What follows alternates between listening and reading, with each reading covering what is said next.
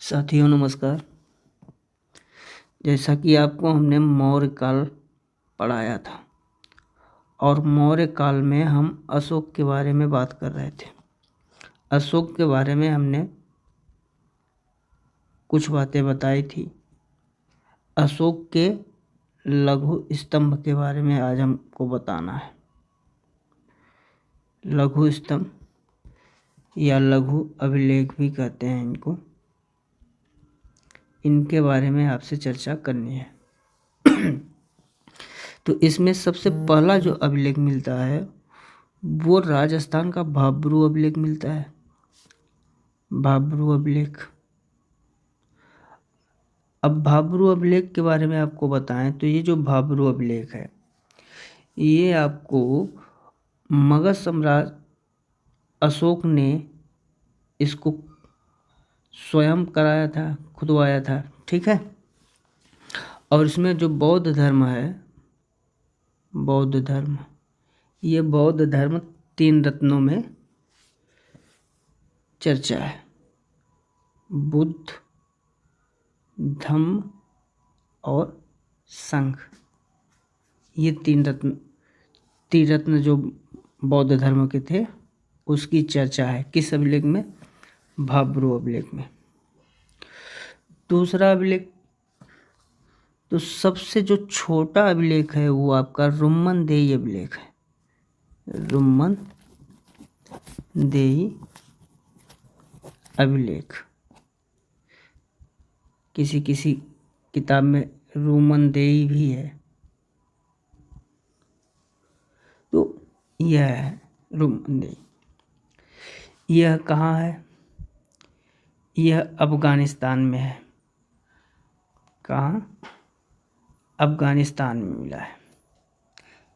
यह सबसे छोटा अभिलेख है, सबसे छोटा अभिलेख है।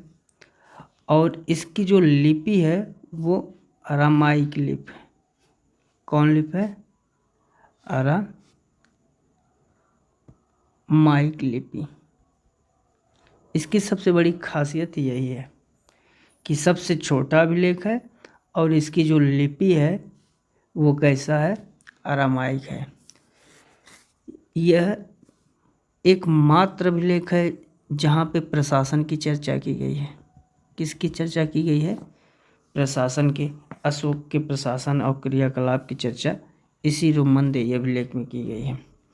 इसी के कारण जो है रुम्मनदेही अभिलेख से सवाल पूछे जाते हैं। पहला यह पूछा जाता है कि ये सबसे छोटा अभिलेख, दूसरा एकमात्र अरामाइक लिपि, और तीसरा यही अभिलेख है जिसमें प्रशासन के बारे में चर्चा की गई है। ठीक है। उसके बाद दूसरा क्या है?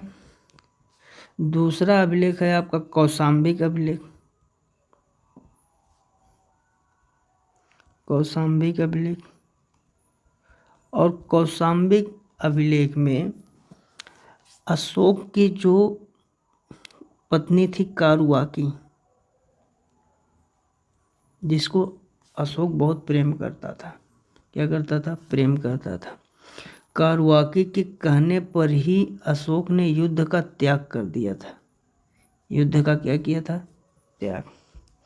अशोक की कुल 5 पत्नियां थीं। कौन कौन सी थीं? तो अशोक की कुल 5 पत्नियों में पहली पत्नी थी असंधिता देवी, पद्मावती देवी, असंधिता, कारुआकी और एक नित्यारक्षक करके, नित्यारक्षक, ये 5 पत्नियां थी। तो जो कौशाम्बिक अभिलेख है ये कौशाम्बिक अभिलेख आपके कारुआकी पे है। ठीक है। इसमें कारुआकी के बारे में बताया गया है। इसमें उनके दान के बारे में, कारुआकी के दान के बारे में चर्चा की है। अकबर के शासन काल में यह कौशाम्बी से इलाहाबाद आ गया था। अकबर ने इसे कौशाम्बी से इलाहाबाद कर दिया। ठीक। तीसरा जो अभिलेख है, तीसरा अभिलेख आपका टोपरा अभिलेख। टोपरा अभिलेख, यह अभिलेख कहाँ पाया जाता है?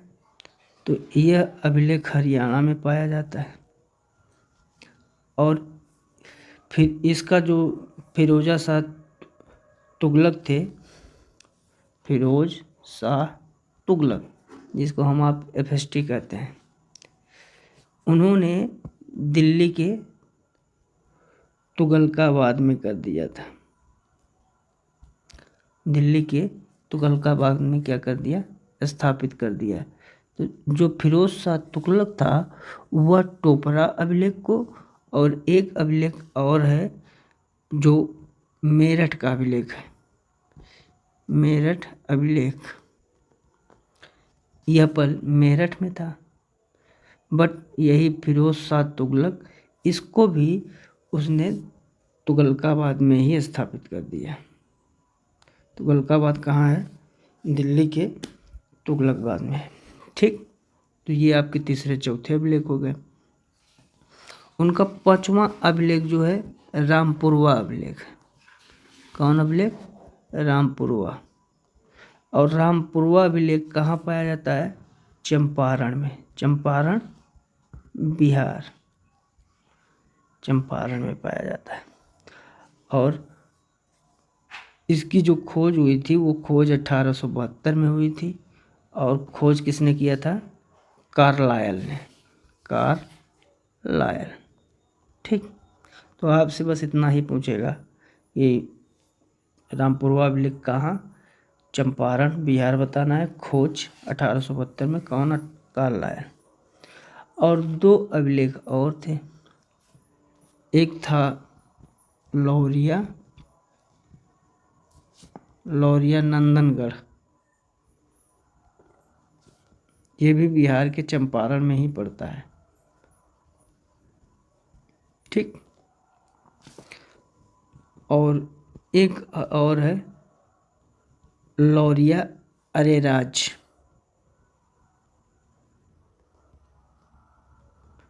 एक लौरिया नंदनगढ़ और एक लौरिया अरेराज, दोनों बिहार के चंपारण में है। एक अभिलेख आपको और बताते हैं इन सब के बाद, सर ए कुना अभिलेख। सर ए कुना अभिलेख, यह अभिलेख कहाँ पाया गया? अफगानिस्तान में। ठीक। और इसकी क्या खासियत है? यह ग्रीक और अरामाइक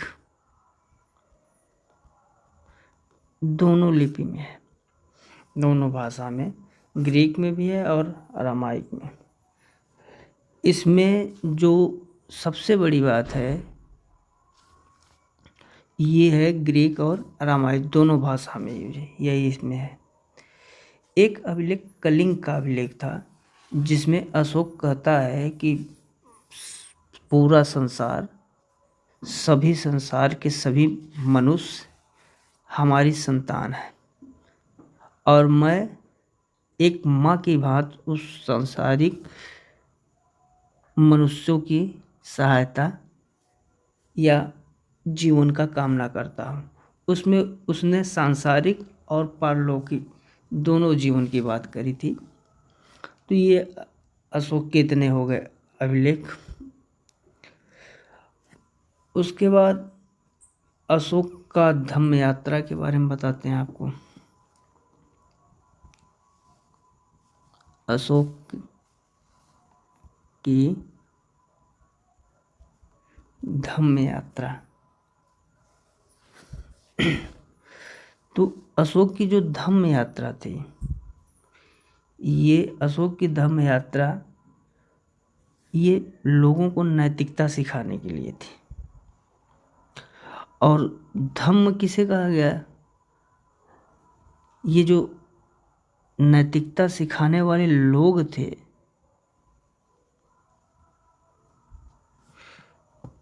उन्होंने बनाई संहिता और इसी संहिता को धम्म कहा गया। और धम्म पर नियंत्रण अशोक स्वयं रखता था। ये जो धम्म है, इस धम्म पे नियंत्रण अशोक रखता था। अशोक धम्म के माध्यम से लोगों को बहुत नैतिक गुणों के बारे में बताया, उनको बौद्ध धर्म, जैसे कि अशोक ने खुद अपनाया था बौद्ध धर्म, तो बौद्ध धर्म के माध्यम से बताया। उसमें अपने पुत्र और पुत्री दोनों को श्रीलंका भेजा इसी धर्म के प्रचार प्रसार के लिए। और अशोक का ये जो धम्म है, इसकी परिभाषा उसने राहुल वास सूत्र से लिया है। राहुलो वास सूत्र, यहाँ से परिभाषा लिया है। और धम्म पर नियंत्रण अशोक का स्वयं का था। बस यही धम्म में है। थोड़ा मौर्यकालीन आर्थिक व्यवस्था के बारे में आप जानिए। मौर्यकालीन आर्थिक व्यवस्था, मौर्यकालीन आर्थिक व्यवस्था का मुख्य आधार क्या था? आप सबको पता ही होगा, कृषि, कृषि मौर्यकालीन, पशुपालन, ये भी मौर्यकालीन, कारखाना, ये तीनों मौर्य। और सबसे बड़ा शिक्षा का केंद्र मौर्य काल में क्या था? शिक्षा का केंद्र तक्षशिला, तक्षशिला। ये तीनों चीज, पहला चीज मौर्यकालीन आर्थिक व्यवस्था कृषि आधारित थी, पशुपालन और कारखाना, ये तीनों। और इसमें शिक्षा का सबसे बड़ा जो केंद्र था वो कौन सा था? तक्षशिला। यहाँ सरकारी भूमि को सीता भूमि कहा जाता था मौर्य काल में। सरकारी भूमि को सीता भूमि, ठीक है। निजी भूमि को भाग कहा जाता था। निजी भूमि को भाग कहा जाता था, ठीक। बिना वर्षा के जहाँ पे अच्छी खेती होती थी उसे आदेव मातृक कहा जाता था। बिना वर्षा के अच्छी फसल जहाँ हो जाती थी, अच्छी फसल होने वाली खेती को उसे कहा जाता था आदेव मातृक, ठीक। अब इसमें जो कर का था, कर का क्या था? बिक्री कर, बिक्री कर 1/10 भाग। भूमि मापने वाले को रज्जू कहते थे। भूमि मापने वाले को रज्जू कहते थे। जो धार्मिक कर था, धार्मिक कर, इसको बलि कहा जाता था। चारागाह कर को विविध कहा जाता था, विविध। और मौर्य काल में जब अकाल पड़ता था तो अकाल के समय कर नहीं लिया जाता था। तो इस तरीके से मौर्य काल में कर और भूमि आर्थिक के व्यवस्था के बारे में बताया। मौर्यकालीन मुद्राएं, तो मौर्यकालीन मुद्राएं आपको पता है कि मौर्य काल की जो राजकीय मुद्रा थी वो पर्ण है। राजकीय मुद्रा क्या थी? पर्ण। पर्ण किसका था? चांदी का सिक्का था, चांदी का सिक्का था। इसका जो अधिकारी होता था वो रुद्रदर्शक कहलाता था। इसकी देखभाल परीक्षण का जो अधिकारी होता था वो क्या कहलाता था? रुद्रदर्शक। चांदी का जो मुद्रा है उस चांदी की मुद्रा को करसापण भी कहते हैं। क्या कहते हैं? करसापण। तो कहीं कहीं पर्ण को करसापण भी कहते हैं, तो आप लोग इसमें डाउट में मत होइएगा। और जो सोने के सिक्के होते थे उन्हें स्वर्ण एवं निष्क कहा जाता था। सोने के सिक्के को स्वर्ण एवं निष्क, और तांबे के सिक्के को काकनी कहा जाता था। तांबे के सिक्के को मासक या काकनी। तो इस तरीके से इनके सिक्के के बारे में हो गया। कुछ मौर्यकालीन संगठन जो है उनके बारे में बात करते हैं। तो मौर्यकालीन संगठन 3 प्रकार के थे: श्रेणी, निगम, सार्थवा। पहला श्रेणी, दूसरा निगम और तीसरा सार्थवा। श्रेणी का किसका संगठन था? तो श्रेणी था शिल्पकार का, शिल्पकारों का। ठीक। निगम किसका था? व्यापारियों का। और सार्थवा किसका था? तो ये एक प्रकार का कारवां या काफिला था। कारवां, काफिला, ये कारवां काफिला था। ठीक है। तो ये 3 प्रकार की आपकी श्रेणी हो गई, संगठन हो गया। शिल्पकारों का संगठन श्रेणी, व्यापारियों का संगठन निगम, और सार्थवा जो है एक प्रकार का कारवां काफिला था। सैन्य व्यवस्था की बात करें, मौर्यकालीन सैन्य व्यवस्था, तो इनकी जो सैन्य व्यवस्था थी वो 3 टुकड़ियों में थी। कितने टुकड़ियों में थी? 3। एक पुश्तैनी सेना, भाटक सेना और नगर पालिका सेना। उस समय की जो मौर्यकालीन सेना थी वो बहुत विशाल थी, और इसे पहले स्थायी एवं अस्थायी 2 में बांटा था। लेकिन जो कौटिल्य का अर्थशास्त्र है, वो कौटिल्य का अर्थशास्त्र इन्हें 3 भागों में बांट देता है। और ये कहा जाता है कि ये जो मौर्यकालीन सेना थी वो नंदों की सेना की 3 गुनी थी। तो इससे जो है पहला पुश्तैनी सेना,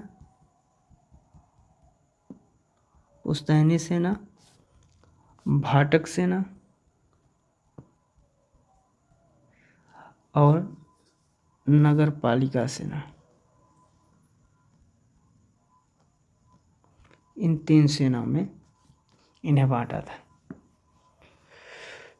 जस्टिन कहता है कि मौर्य की सेना डाकुओं का एक गिरोह था। ये जस्टिन के कथन है कि डाकुओं का गिरोह मौर्य की सेना। और मेगस्थनीज जो है सेना के रख रखाव की 6 समितियों के बारे में बताता है।